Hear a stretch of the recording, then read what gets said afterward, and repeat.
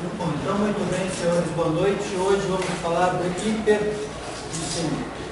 Hiperglicemia vem do quê? Hiper, alta, e glicemia significa glicose no sangue. Então, quando eu estou em hiperglicemia, o nível de glicose sanguínea sobe. Assim que a glicose sobe após uma refeição, a primeira resposta metabólica do corpo é a liberação de insulina pelas ilhotas e Langerhans das células beta do pâncreas. O que a insulina faz? Esta faixa vermelha aqui é o que a gente chama de normoglicemia. Após a refeição, o nível de glicose faz o quê? Sobe.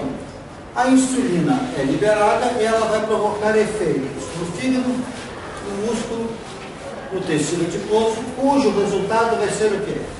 A glicose cai, dá um picozinho embaixo, retorna aos chamados níveis de normoglicemia. Hiperglicemia é normal.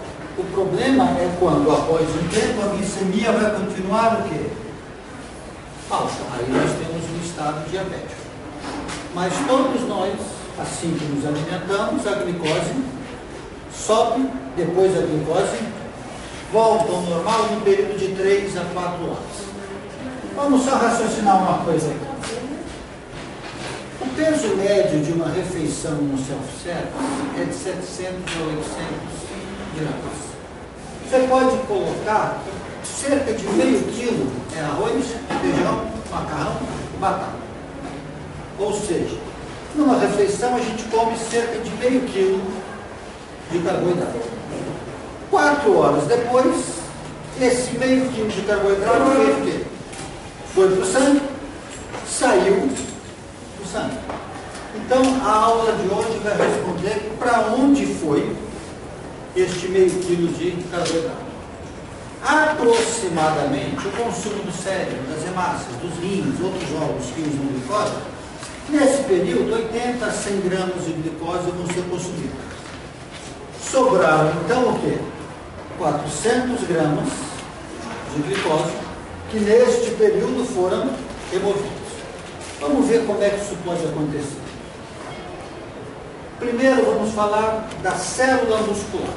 Alguns livros escrevem músculo fígado, mas preste atenção.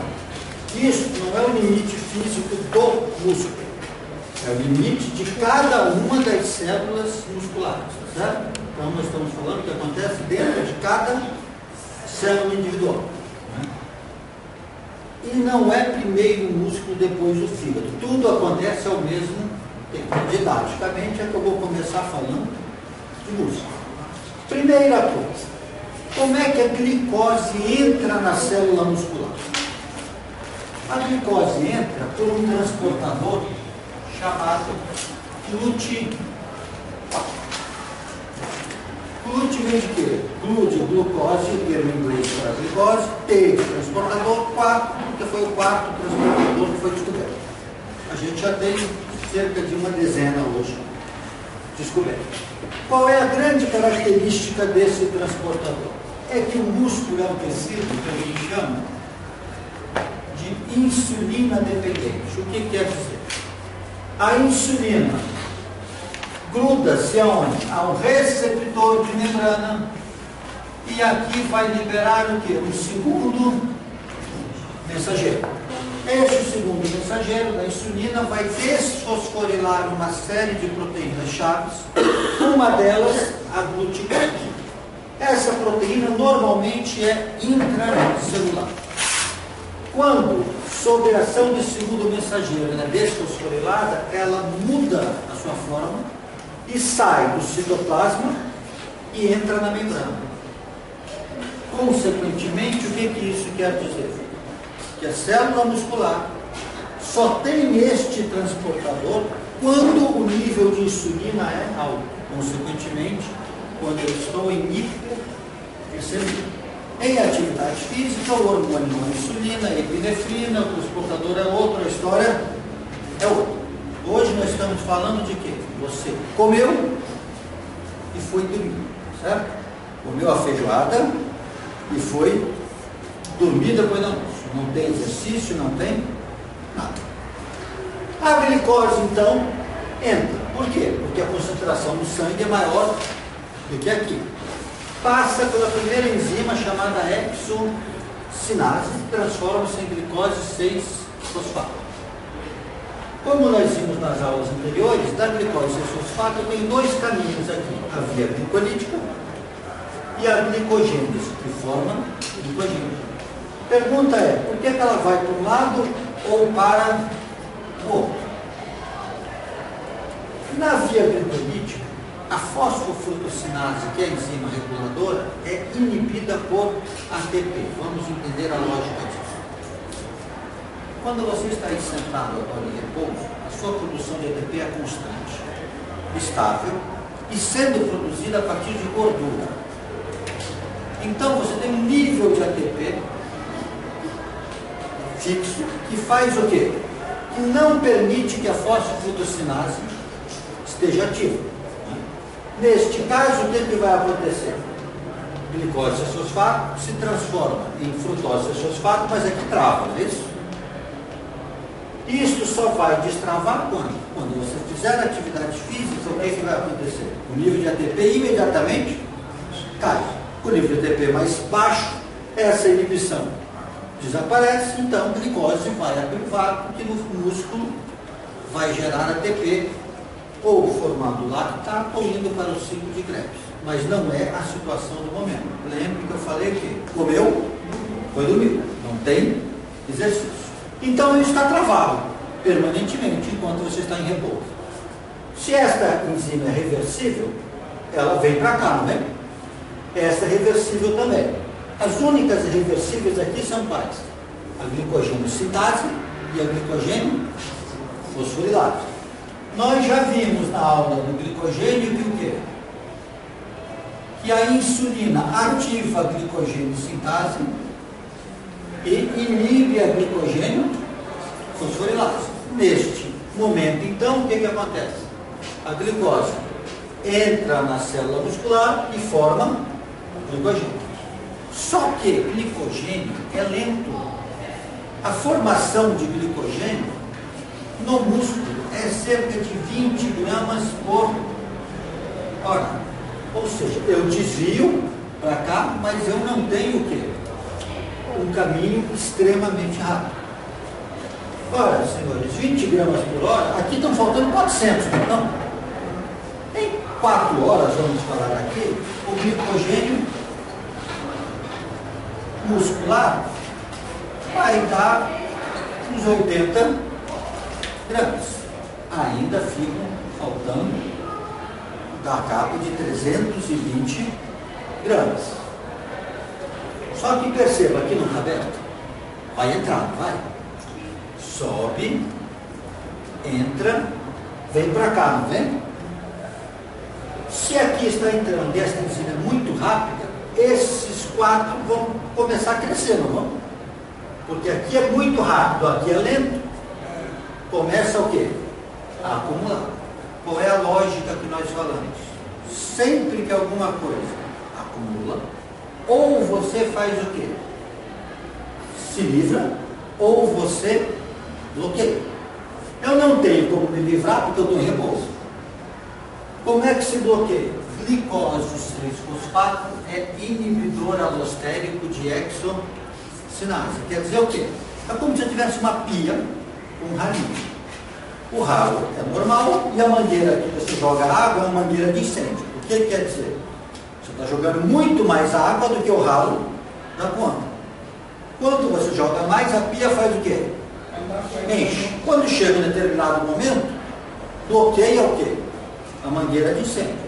Como o ralo continua funcionando, vai lentamente baixando, não vai? Quando chegar a um nível, tome água de novo. A pia faz o quê?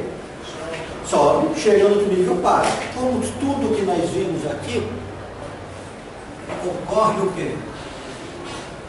Uma oscilação, né? O sistema sobe, desce, e a regulação faz o quê? Abre, fecha, mantendo em volta de um número determinado. Resolvido isso, o que o músculo faz? Mais nada. O problema do músculo, como é que ele ajuda? Formando glicogênio, mas é lento. Então, algum outro órgão deve funcionar, por quê? Porque a gente sabe que em 4 horas a glicemia baixou. Então, alguma coisa atuou. Né? Então, nós vamos para o hepatócito. Como é que o fígado funciona? Inicialmente, primeira coisa, a entrada de glicose no fígado é feita por um transportador distinto do muscular. Qual é a diferença? Este transportador na célula hepática está 100% do tempo aberto. O que quer dizer o quê? Quando a glicose é maior lá fora do que aqui dentro, entra. Quando a glicose é maior aqui dentro do que lá fora, que é o caso da hipoglicemia, que vamos ver numa outra aula, a glicose sai. Então, o tempo todo está aberto. Por isso que a gente diz que o fígado é o órgão que faz o quê? O controle da glicemia. Ele tanto pode remover quanto pode repor. Entra a enzima diferente, chama-se glicosinase, é muito mais lenta. Precisa de muito maior quantidade de glicose para funcionar. Glicose 6-fosfato, aqui está bloqueado do mesmo jeito, não está? Então, inicialmente, vai para onde? Vai para o glicogênio, também ativado por quê? Por insulina, a glicogênio fosforilase, inibida por insulina. Consequentemente, o que é que nós temos aqui? Formação de glicogênio. Como o fígado é um órgão muito menor do que os músculos do corpo, vai formar cerca de 5 gramas por hora. Então, em 4 horas, aqui formou o quê? Glicogênio hepático, cerca de 20 gramas. Então, até agora, nós resolvemos o problema de 200 gramas. Faltam ainda 300. Para onde vão esses 300? Nós vimos na aula de lipídios que no fígado, glicose dá origem à gordura. Mas para dar origem à gordura, ela tem que passar por onde? Pela via glicolítica. Então vamos recordar o mecanismo que nós vimos em outra aula. Na presença de insulina, uma enzima chamada fosfofrutossinase 2 fica ativa e uma enzima chamada frutose 1,6 bifosfatase fica inativa. Então, na presença de insulina, uma pequena quantidade de frutose 6-fosfato vai virar frutose 2,6 bifosfato, que é diferente da substância que atua na via glicolítica, que é a frutose 1,6 bifosfato. Qual é a função desta substância? Nós vimos que o ATP inibe a fosfofrutossinase, não é isso? Como é que uma substância inibe outra? Quando ela encaixa na proteína, no caso a enzima, altera a estrutura terciária e uma parte da proteína muda de forma. Imagina que fosse isso daqui. Se eu apertar isso aqui não entra mais, não é? Então mudou de forma, não há mais encaixe. No nosso caso, a questão é a seguinte: quando entra a substância chamada frutose 2,6-bifosfatase num sítio distinto do ATP, por que distinto? Porque a estrutura dessa vai se encaixar num local diferente do que encaixa. Essas são moléculas muito diferentes. A parte da célula que ela afeta não é o sítio ativo, é o sítio alostérico do ATP. O que quer dizer com isso? Que enquanto eu tenho insulina, esta enzima funciona. Enquanto esta enzima funciona, eu formo frutose 2,6-bifosfato. Enquanto eu tenho isto presente, o ATP não encaixa na fosfofrutossinase. Se ele não encaixa na fosfofrutossinase, o que significa? Que enquanto eu estiver em hiperglicemia, esta inibição não acontece. Porque a hiperglicemia que forma essa substância que impede que o ATP funcione. Perceba a diferença de músculo e fígado. Mesma enzima. inibidor. Só que no fígado eu formo uma substância que impede a ação desse inibidor na hiperglicemia. Então, na hiperglicemia, independente de repouso ou não, porque isso não é problema do fígado, a via glicolítica está permanentemente o quê? Aberta. O piruvato vai fazer o quê? Vai entrar na mitocôndria, formar acetil coenzima A, citrato. O citrato pode descer para o ciclo de Krebs, não pode? Só que o ciclo de Krebs vai formar ATP, não vai? ATP não tem como ser transferido de uma célula para outra. O que caminha de uma célula para outra é o quê? Proteína, né? Ácido graxo, glicose. Mas ATP formado em uma célula é usado dentro daquela célula. Ora, o fígado não vai ter demanda de energia para consumir 300 gramas de glicose em 3 horas. Né? O fígado continua usando a energia dele o quê? O mesmo sistema estável, com as mesmas fontes, são cetoácidos, não precisa deste exagero de glicose que eu estou trazendo para cá. Isto é lógico. Qual é o mecanismo? A enzima isocitrato desidrogenase é inibida por concentrações de quê? ATP e NADH. Então veja, se o ATP está estável, isso está bloqueado, não está? O ATP eu gasto um pouquinho, isso aqui abre, passa um pouquinho para cá, isso aqui fecha de novo. É a mesma lógica que nós vimos o quê?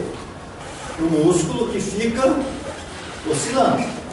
Mas isso aqui é como se fosse um ralinho muito pequeno. E o que está chegando de citrato é o quê? É todo o resto de glicose, não está? Está vindo uma quantidade imensa. Ora, bloqueou, não bloqueou? Aqui. Isso aqui não é reversível. Então, citrato e isocitrato sobe. A enzima anterior, que é a citrato sintase, vocês notam pela seta que é irreversível, unidirecional. Então vai acumular aqui, não vai? Qual é a lógica, então, de novo? Se acumula, ou eu bloqueio atrás, ou eu empurro para frente. Se eu bloqueasse, a glicose no sangue não iria cair, não é isso? E não faz sentido eu bloquear aqui, porque eu já escancarei aqui, não é? Se eu abrir atrás, eu tenho que fazer o quê? Deixar a coisa seguir. O citrato sai da mitocôndria. Ao sair da mitocôndria, faz o quê? Se quebra em oxalacetato e acetil coenzima A. O oxalacetato faz o quê? Dá origem a malato, o malato retorna para a mitocôndria, volta a ser oxalacetato. O que é que nós vimos na aula de ciclo de Krebs no outro semestre? O oxalacetato era uma substância com 4 carbonos que fazia o quê? Recebia 2 do acetil-CoA, formava 6. Cada volta fazia o quê? Perdia um, perdia outro, voltava a ter 4 oxalacetato. Né? Em cada volta desta, que é isso aqui, libera 2 gás carbônicos e vai gerar energia. Mas aqui o que eu fiz? 4 com 2, 6, mas eu não tenho como passar, não é isso? Porque aqui está inibido. Então o citrato, ao sair, fez o quê? O oxalacetato serviu como suporte, mas não agora para quebrar, mas para pegar o acetil-CoA, que é quem veio da glicose, e deixar aonde? No citoplasma. Nós vimos na aula de lipídio, então, que o acetil-CoA, por ação da enzima chamada acetil-CoA carboxilase, vira malonil-CoA, vira gordura. Por que que este é o caminho ativado? Porque esta enzima é ativada na presença de insulina. Então, formei gordura, jogo gordura para fora. Note a lógica do mecanismo como um todo. Aqui está aberto o tempo todo, tá? Abriu. Aqui veio devagarzinho, mas não dá conta daquela quantidade toda. Veio um pouco para cá, o resto faz o quê? Desce, porque porque aqui está ativo, tá? A ação da insulina. Chega aqui, forma essa substância. Aqui não tem como passar, porque eu não gasto a quantidade toda. Jogo para fora. O fígado tem esta enzima chamada citrato liase, que quebra o citrato. O músculo não tem. Então, por que se o músculo não tem como avançar, ele tem que fazer o quê? Tem que bloquear lá atrás. Por isso que o ATP bloqueia. O fígado, como tem este caminho ativado pela insulina, todo o excesso de glicose que entrou foi transformado em quê? Em gordura que saiu. Então, o resto, os 300 gramas que faltam, vão ser transformados em quê? Em gordura. Não importa se é 300, se é 400, se é 500, o fígado tem como fazer o quê? Tirar a glicose do sangue, transformar todo o excesso em gordura. Lembrando, qual é a vantagem? Primeiro, a glicose ocupa muito mais espaço. A glicose vai acumular muito mais massa, porque para cada grama de glicogênio vem 4 gramas de água junto. Né? A glicose libera menos energia por grama, aproximadamente a metade do que é liberado pelo lipídio. Logo, é muito mais eficiente você estocar energia como lipídio do que estocar como carboidrato. Por que se estoca um pouco como carboidrato? No músculo, porque o glicogênio pode ser quebrado muito mais rápido.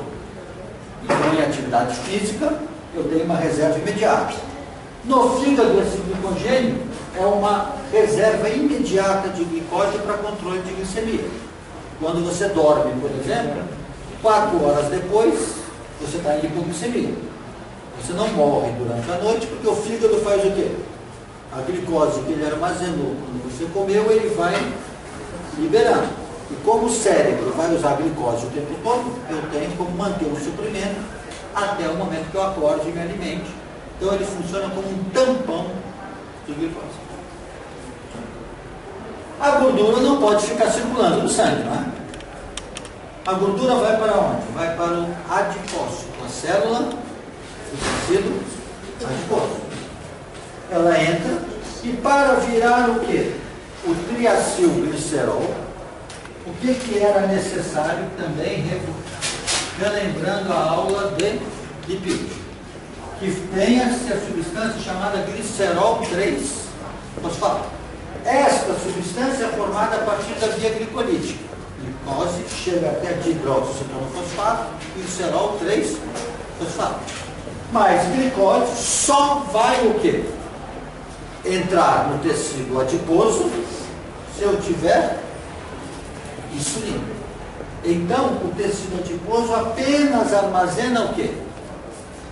Triacilglicerol na presença de um pico de insulina. E para terminar, o tecido nervoso, o cérebro. O cérebro não quer saber que música a banda toca. Eu estou em hipoglicemia, hiperglicemia, qualquer coisa, glicemia, ele está o quê? Consumindo glicose, aerobiamente, ciclo de Krebs formando ATP. Em qualquer situação, o cérebro não quer saber o que está acontecendo. Ele quer a glicose D. Vocês podem perceber que o conjunto de ações que a gente falou, no final das contas, fez o quê? Todo o excesso formou o quê?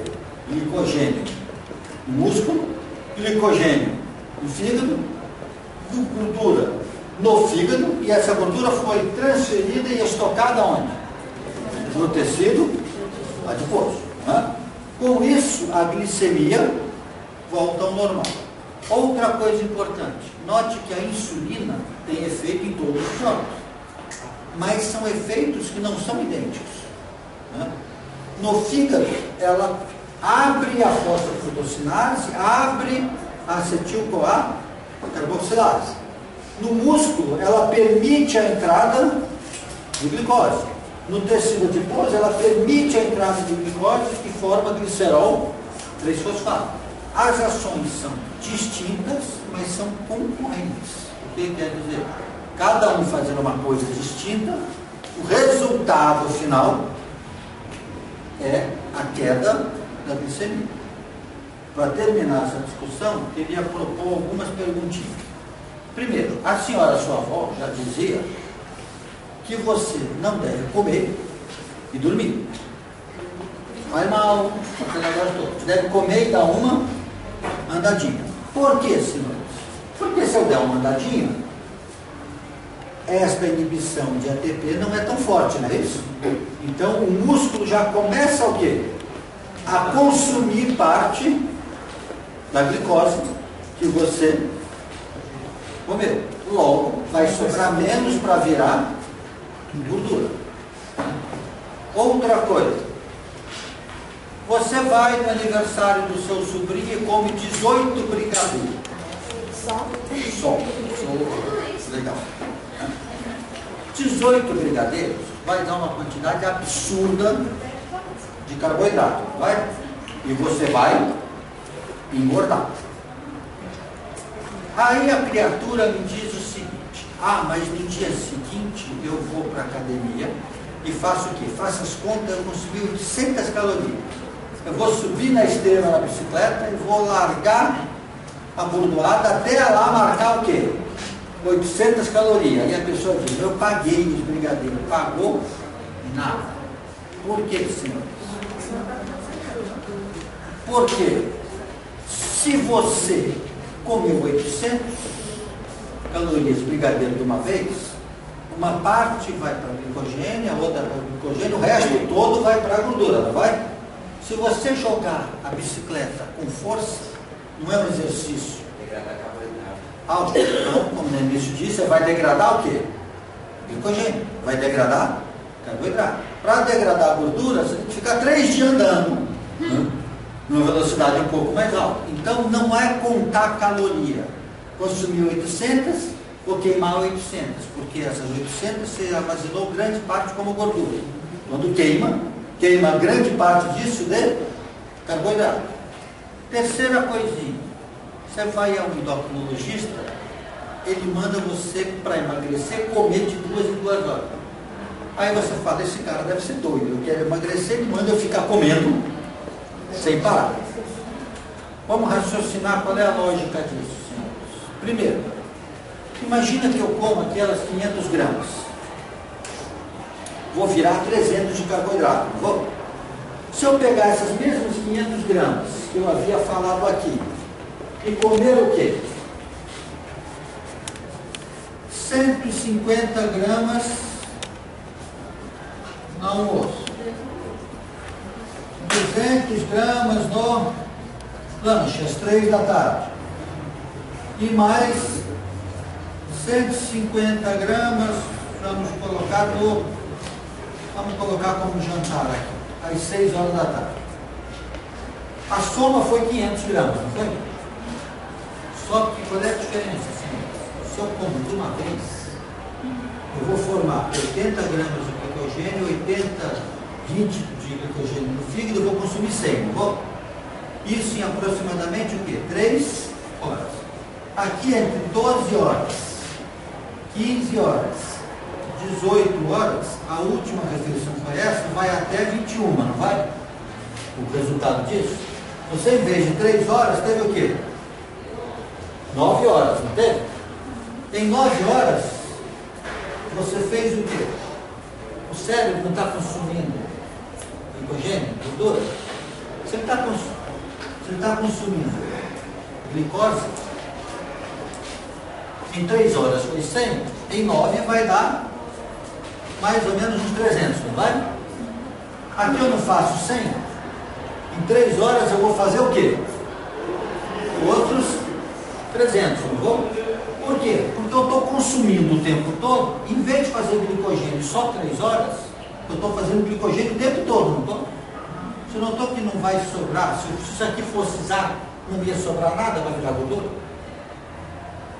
Por quê, senhores? Note a lógica. Eu como de uma vez, tem um bolo desse tamanho, né? O cérebro puxa um pedacinho, o glicogênio puxa um pedacinho, o resto sobe. Se eu pegar esse bolo e fizer o quê? Separar em pedaços, o pedaço que o cérebro pega é o mesmo. O pedaço que o glicogênio forma é o mesmo. Se esse pedaço for o quê?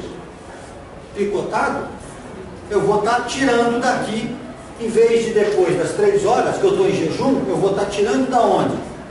Entre o jejum de uma refeição e outra. Estou tirando do glicogênio, não estou? Do glicogênio do fígado. Né? Mas naquele período eu fiz o quê? Eu armazenei muito. Se eu fracionar, mesmo comendo o quê? A mesma coisa, vai sobrar muito menos para virar gordura. Então, ao contrário do teu senso comum.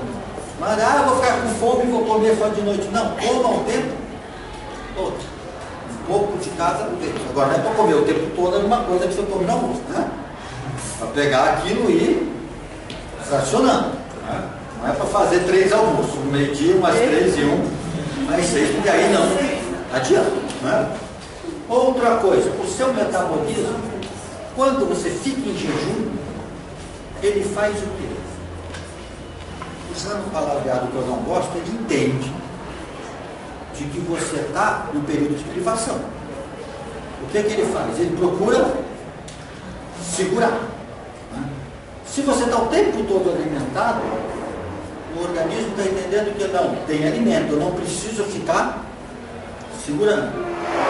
Ele solta. O último raciocínio, do lado de cá. Nós ouvimos falar em dieta Atkins, dieta de Beverly Hills, que é aquela dieta que a pessoa faz o quê? Corta carboidrato, come picanha, come linguiça, come porcalhada que quiser, desde que não toma carboidrato. Por que, senhor? Porque se eu restringir carboidrato, o que vai acontecer? Eu não tenho pico de insulina. Sem pico de insulina, não tem glicose no tecido. É de coisa. Sem glicose, posso ter gordura sobrando, que não vai ter o quê?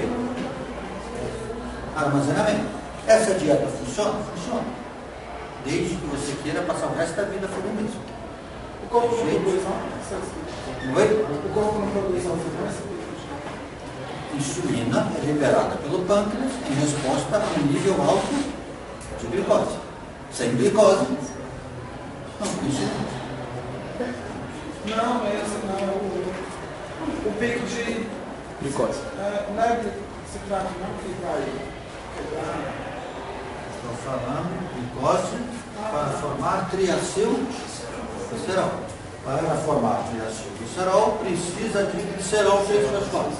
Para glicerol precisa de glicose aqui dentro. Para a glicose entrar precisa de insulina. Se eu não como carboidrato, não tem insulina. Logo não tem glicerol. Posso ter um monte de gordura que o tecido adiposo não vai aumentar. Né? Então veja, qual é a lógica disso? A pessoa faz essa dieta, emagrece. Faz 3 meses, aí diz, cansei. Vai engordar mais do que era. E vai desregular o metabolismo. Você está o quê? Privação de insulina. Aí, brigadeiro, toma insulina. Não dá, vai morrer. Certo? Então, senhores, isso aqui me lembra uma coisa. Gordinho tem uma chance de infarte.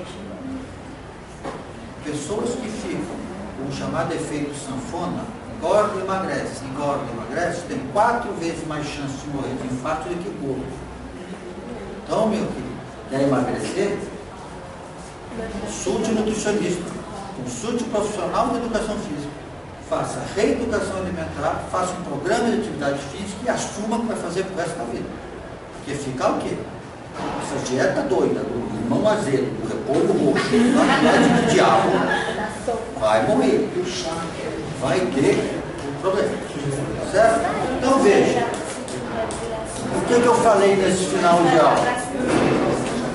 Eu dei 4 exemplos de situações do dia a dia cujo raciocínio deixa de ser o quê? Raciocínio de lei. É porque tal, e nós vimos o quê? Como é que eu vou entender o que acontece? Quando eu fraciono a refeição, quando eu ando depois de comer, quando eu faço uma dieta Atkins, quando eu quero comer muito e depois vou contar caloria no dia seguinte na academia, como é que isso funciona em termo metabólico? A gente agora já não está discutindo isso de uma maneira o quê? Porque o corpo... Não, estamos discutindo a enzima, a inibição, a ativação, a ação do organismo. Claro? Então, com isso, a gente tem uma visão geral de hiperglicemia. A questão final é o quê? Vocês podem perguntar. Se eu faço dieta Atkins e não armazeno, eu vou morrer cheio de gordura nas artérias, né? Isso aqui não vai acontecer, e nós vamos ver como acontece isso na próxima aula. Hipoglicemia, vamos explicar o que acontece com o excesso de gordura que não vai ficar. Parece naquela charada. Deixa no suspense. Amanhã.